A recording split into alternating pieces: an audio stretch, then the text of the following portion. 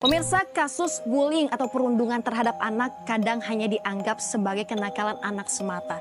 Nyatanya banyak kasus kekerasan terhadap anak yang berakibat fatal, pemirsa. Kelahian pelajar terjadi di salah satu SMP di Sunggu Minasa, Kabupaten Goa, Sulawesi Selatan. Korban dikeroyok di tengah sorakan pelajar lainnya. Aksi pengeroyokan ini berakhir setelah korban tak sadarkan diri. Siswa kelas 4 SD yang diduga menjadi korban bullying atau perundungan kakak kelasnya meninggal dunia.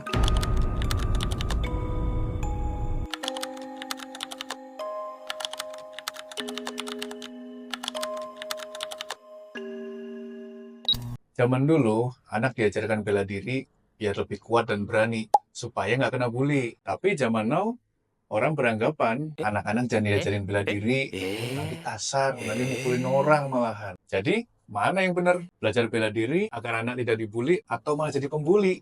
Selamat datang di Kung Fu Undercover. Hal tabu Kung Fu, kita bahas.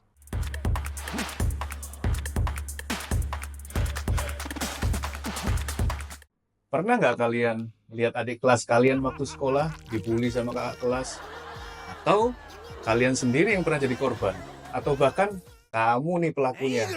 Kejadian tersebut itu yang disebutnya pembulian atau perundungan. Tunjukkan untuk menjatuhkan mental, emosional, dan juga menguasai material dari korbannya. Dari sisi korban ini, biasanya dia merasa inferior atau rendah diri atau nggak percaya diri. Sebagai salah satu contoh, biasanya itu anak-anak yang misalkan terlalu kurus, terlalu gemuk, atau mungkin secara akademis kurang pintar.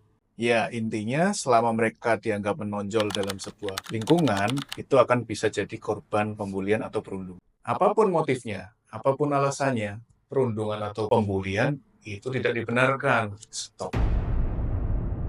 Nah, bagaimana cara menghentikan bullying pada anak? Dari sisi kungfu, hal terpenting untuk korban pembulian adalah pengembangan karakter dari internalnya. Nah, korban harus berani melawan pelakunya dan juga harus berani melapor ke guru. Keberanian ini akan didapat bila korbannya ini belajar bela diri, belajar melindungi diri sendiri.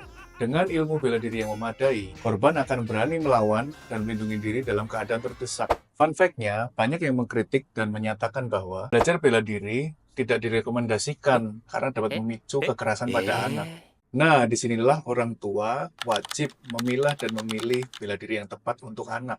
Kungfu selain mengajarkan bela diri, juga mengajarkan filosofi dan adab untuk menghormati orang lain. Di Kungfu Wing Chun, minimal usia anak belajar yaitu sekitar 7 tahun. Karena di usia tersebut, anak sudah mulai mengerti ketika diajarkan filosofi. Jadi, dalam Kungfu nggak hanya diajarkan serangan, pukulan, ataupun tangkisan saja. Kami juga memberikan pengertian dan pemahaman kepada anak bahwa jurus yang mereka latih itu berbahaya dan tidak boleh sembarangan digunakan kepada teman-temannya di sekolah. Orang tua murid pun akan selalu kami berikan pengertian mengenai bela diri yang kami ajarkan, agar orang tua juga mengawasi kegiatan anaknya di sekolah dan di luar sekolah.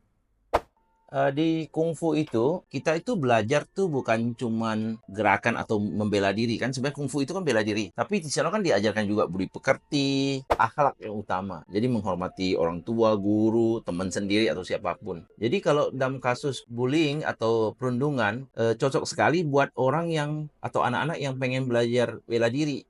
Khususnya yang nggak mau nyakitin orang lah intinya. Karena kan balik-balik lagi kita bela diri kan. Di sana diajarin akhlak, nggak boleh ngebully orang. Bukan belajar kungfu itu berarti kamu petang-teng pukulin temen atau hal-hal kecil itu kamu jadinya emosional mau pukul orang. Nggak diajarkan di situ. Karena memang itulah kungfu. Tapi untuk hal-hal tertentu yang pengalaman saya belajar bela diri Jepang, karate masih ada hormat, tapi tidak juga disuruh gebukin orang atau apa, nggak ada itu. Semua sama ya, bela diri itu intinya namanya juga bela diri. Nah, buat yang dibully, ya lebih cocok lagi kalau anak kita dibully orang ini misalnya. Karena diajarkan bela diri, minimal kan naikin keberanian ya. Mental kita tuh dilatih untuk berani, nggak takut dipukul. Karena kan kita kalau bela diri pasti ada satu saat kita kepukul kan. Sengaja atau tidak sengaja. Apalagi pertandingan, memang harus dipukul kan sebenarnya. Nah itu penting.